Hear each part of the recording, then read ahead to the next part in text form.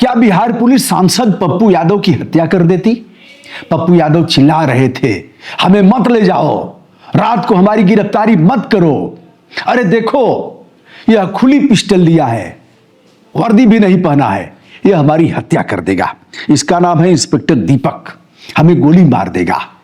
Double engine की सरकार हमें देखना नहीं चाहती, और कभी भी, क्योंकि मैं निर्दल जीत करके आया हूं, इन लोगों को पानी पिला दिया हूं, हमें हमारी हत्या करके ये लोग पिंड छुड़ाना चाहते हैं। पूर्णिया से फिर चुनाव होगा और यह हम इनकी आंखों की किरकिरी बने हुए हैं। कहां है वारंट? पुलिस ने कहा वारंट नहीं है। कहा तब कैसे ले जाओगे? रात को, रात के 10:30 बजे आए हो, 12 बज गया, और यह कहते कहते पप्पू यादव का भारी भरकम शरीर पहलवान बेहोश हो जाता है। बेहोश होने के साथ ही कार्यकर्ताओं का तेवर तल्ख हो जाता है। कार्यकर्ता आपस से बाहर हो जाते हैं और पुलिस से खूब जंग होता है। दोस्तों, यह मामला है शुक्रवार की रात पटना स्थित पप्पू यादव के आवास का। पप्पू यादव दिल्ली से आए थे, फ्लाइट से आए और पटना पहुंचे। रात को यह सब खेल हो गया। अब इस पर बताते हैं कि क्या सच में पप्पू यादव आंखों की किरकिरी बने हुए हैं डबल इंजन की सरकार यानी नीतीश कुमार के और भारतीय जनता पार्टी के। नंबर 1। नंबर 2, पप्पू यादव को रात को गिरफ्तार करने की वजह क्या है? नंबर 3, कौन सा ऐसा मामला है, कौन सा संज्ञेय अपराध है जिसमें पुलिस ने पप्पू यादव को रात को गिरफ्तार करना ही उचित समझा? इस मामले में यदि देखा जाए तो पप्पू यादव यह भी कह रहे हैं कि हमें कोई वारंट, कोई समन की जानकारी नहीं है। 41 मुकदमों वाला बिहार का यह माननीय जो निर्दल विधायक होता है, निर्दल सांसद होता है, आरजेडी का नेता से लेकर के और अपनी पार्टी बनाने से लेकर के पटना बाढ़ के समय जिसकी छवि देखा जाए तो गुंडा, मवाली कहने में कोई गुरेज नहीं है, ऐसी ही छवि जिसके ऊपर इतने आपराधिक मामले दर्ज हों, लेकिन एक सामाजिक कार्यकर्ता, सोशल वर्कर, सोशल लीडर की छवि क्रिएट करते हैं पप्पू यादव।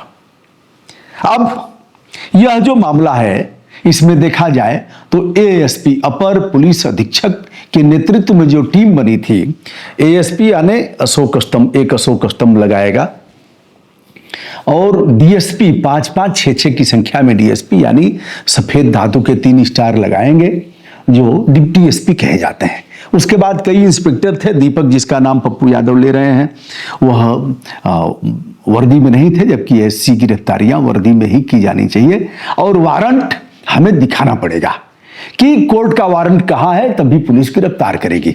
लेकिन इस मामले में पुलिस का जो तर्क है वह यह तर्क है कि इनके यहां लगातार हमने नोटिस भेजा, पहले वारंट गया, समन गया, फिर बीडब्ल्यू गया, उसके बाद एनबीडब्ल्यू गया।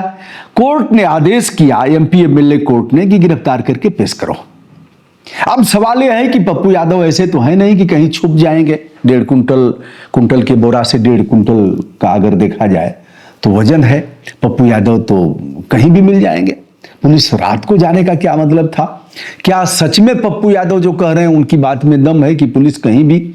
अब जैसे यह तो केवल यूपी में था, ठोक दो, मार दो, लटका दो, गाड़ दो, घुटने के नीचे सटीक निशाना लगा दो, ऊपर भेज दो।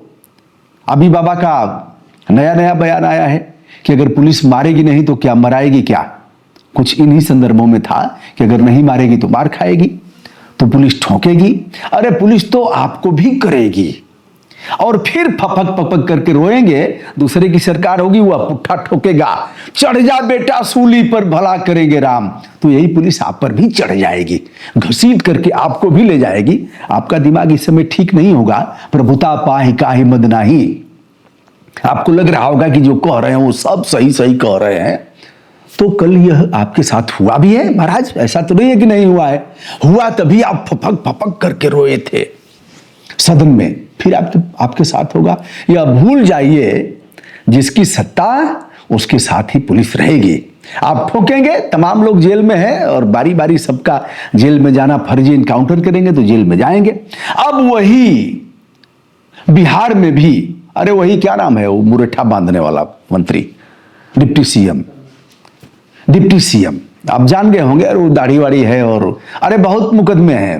वो शिल्पी हत्याकांड में भी इनका नाम आया है। प्रशांत किशोर नाम ले लेकर के खूब बताए हैं कि कैसे कैसे किन किन अपराधों में। हाँ, वर्तमान में डिप्टी सीएम है और बुलडोजर चलवा रहे हैं वो। अभी अब सही पुलिस सटीक निशाना लगा रही है। हो सकता है पप्पू यादव वहां की किरकिरी हो और इनको रास्ते से हटाने का एक रास्ता यह भी हो सकता है कि उसी में भागे, रिवाल्वर छीन करके। जैसे ही पुलिस पप्पू यादव को पुलिस ले जा रही थी, वैसे ही इंस्पेक्टर का रिवाल्वर छीना और भगा, गोली चला दिया। पुलिस ने प्रतिरक्षा में गोली मारा और पप्पू यादव। यह भी हो सकता है, गाड़ी भी पलट सकती है। अनेकानेक तरीके हैं पुलिस के। तो इस मामले में देखा जाए तो 1995 का यह मामला, और यह गर्दनी बाग थाने में मुकदमा दर्ज हुआ था। जो धाराएं हैं वो फ्रॉड प्ले की हैं, 419, 420, 467, 468 और 420, यानी षड्यंत्र का भी मामला पप्पू यादव पर दर्ज है। यह संज्ञेय अपराध है, गैर जमानती। अब पहले जवानी थी तो गाजीपुर के जेल में भी पप्पू यादव रहे, लाव लश्कर के साथ आए। बिहार का ही पुलिस कप्तान अरुण कुमार ने ठेल दिया, बड़ी लठ, बड़ी बार पिटवाया। फिर यहाँ के गाजीपुर के जेल में रहे। भी कुछ दिन पहले मुकदमा समाप्त हुआ है गाजीपुर से। फिर किसी ने आगे हाई कोर्ट में भी किया इस मामले को लेकर के। तो नेता है, मुकदमे ऐसे चलते रहते हैं। और पप्पू यादव तो तिहाड़ जेल से लेकर के तमाम ऐसे ऐसे जेलों की शोभा बढ़ा चुके हैं। अब इस मामले में आप बताइएगा, आज एमपी एमएलए कोर्ट में पप्पू यादव पेश होंगे, या तो माफी मांग करके जमानत हो जाएगी, चले आएंगे, या फिर अगर जज का मूड किया तो 14 दिन की न्यायिक हिरासत में राजेश रंजन उर्फ पप्पू यादव जा सकते हैं जेल में। क्या होगा यह तो कुछ घंटे का इंतजार करिए। फिलहाल राजीव रंजन उर्फ पप्पू यादव की बेहोशी, पुलिस का रात को 10:30 बजे पहुंचना, 12 बजे रात के बाद अरेस्ट करके ले जाना, और फिर कार्यकर्ताओं से पुलिस की भिड़ा भिड़ी, और यह मामले जो गर्दनी बाग थाने में 1995 में दर्ज थे, पूरे मामले का मैं ढंग से विवेचन करूंगा। फिलहाल इंतजार करिए कि एमपी एमएलए कोर्ट करता क्या है। प्रणाम, नमस्ते, शुभकामना।